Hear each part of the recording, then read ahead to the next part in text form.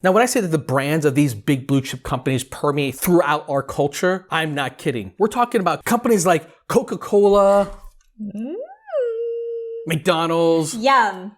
and all you caffeine addicts out there, Starbucks, and the Disney company, and my favorite, Nike, woo, and the tech giant Microsoft. My computer just crashed. Burn. So if you're new to the stock market, you probably heard of the term blue chip stocks and have been wondering, what exactly are blue chip stocks?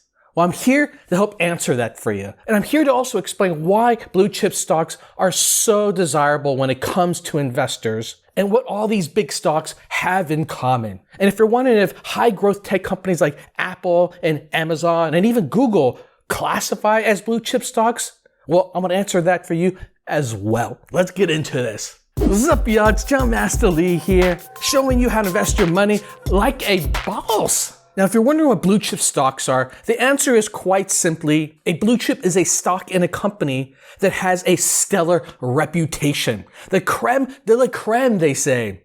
The biggest and the baddest. And if you're a poker player, it totally makes sense in terms of why it's called a blue chip stock. Because in poker, there are white chips, red chips, and blue chips. And the white chips, those are the $1 chips, the cheapest ones that are out there. But if you're a gambler, you want the blue chips. Because back in the day, and we're talking way back in the day, like in the 1800s or so, this term was applied to the biggest and the best companies on the stock market. So what does make a blue chip stock so notable? Well, first and foremost, these stocks have the ability to continue to do well through thick or thin, through good times and the bad times. And these companies oftentimes play a very significant part in our American culture through generations, as well as in global business. Companies like Disney and Coca-Cola pretty much permeate through every aspect of our lives. And it's because these companies have been around for so long and are so stable that when it comes to the most shrewd investors, especially institutional investors,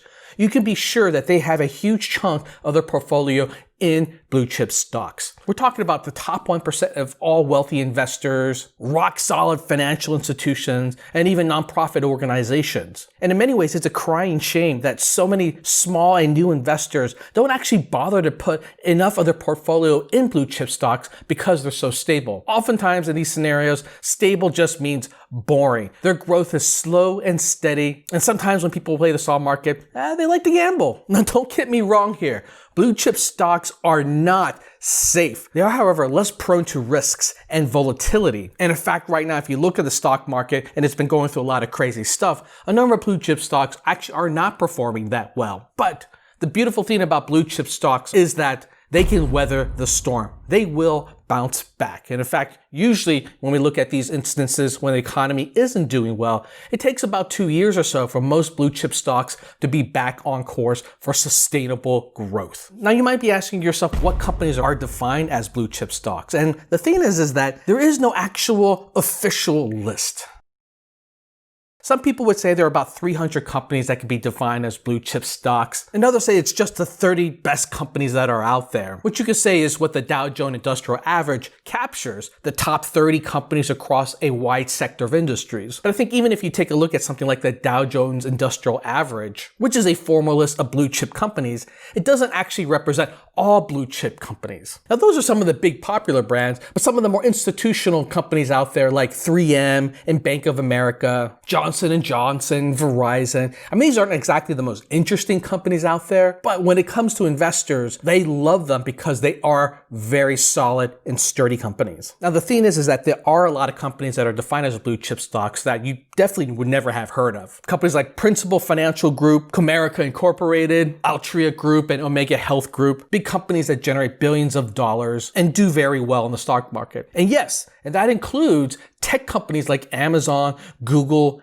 and Apple as well. Even though they've been going through some stellar growth these days, the sheer size of these companies, the stability of them, pretty much makes them blue chip stocks. So let's dig a little bit deeper into what actually are the common characteristics of a blue chip stock. Now, just like the list of blue chip stocks themselves, which is an informal list, the defining characteristics here are also pretty informal, but I think if you were to talk to just about any major investor that's out there, or that people that work in finance, they would readily agree these things here that I'm about to share with you are what defines blue chip stocks. So I've been saying that these companies are the biggest and the baddest, but to clarify, these companies have the largest market capitalization. And market cap is basically the measure of what the company is worth. So if you were to take all the stock that exists for the company and the price of that stock and multiply it, that is in essence what the market cap is. So that means these companies typically have a valuation of over $10 billion or so. The other thing about blue chip stocks is that they aren't just big today, they have a reliable history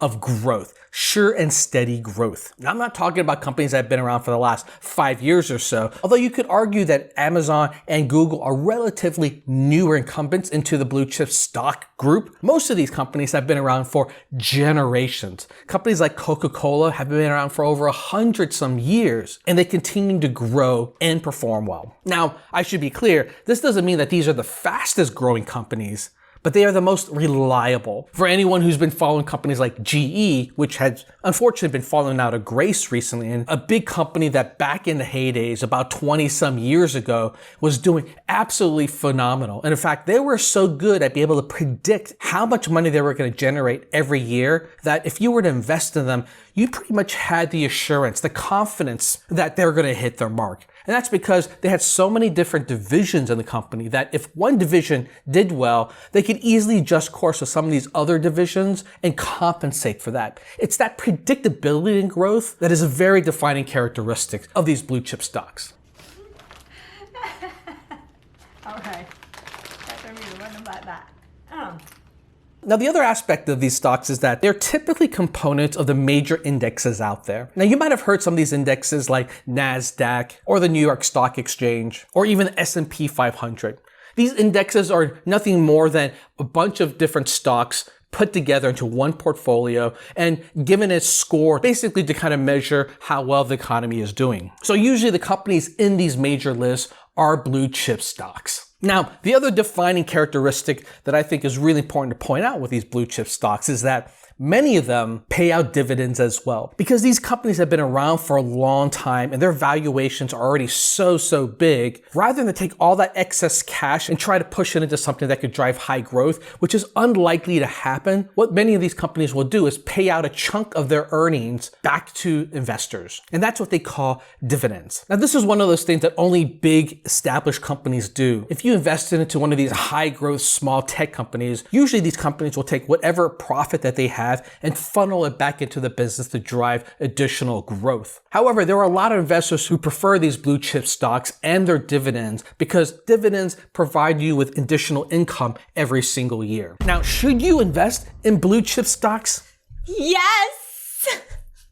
That's right. Now I'm going to make a whole separate video about the specifics of what kind of investor you are and whether or not you should be putting money into a blue chip stock. But I can pretty much say it doesn't matter. Just put money into these companies. But in short, my answer is yes. It doesn't really matter if you're a new investor or a retiree or someone who's just looking for some diversification for their portfolio. Having some blue chip stocks in your portfolio of investments is a smart idea. And you don't necessarily have to go pick out these stocks by yourself. You could put your money into an index fund or an ETF that tracks one of these indexes, and that's pretty much akin to investing in blue chip stocks. The general idea here is that if you're playing the stock market, there's always going to be risks. But blue chip stocks, I think for most investors, represents that ideal balance between growth and risk. And generally speaking, for those long-term investors who are willing to put money in and keep it in there for over 10, 20 years, these investors end up with a nest egg that is quite sizable. And in fact, many people have become millionaires picking the right blue chip stocks.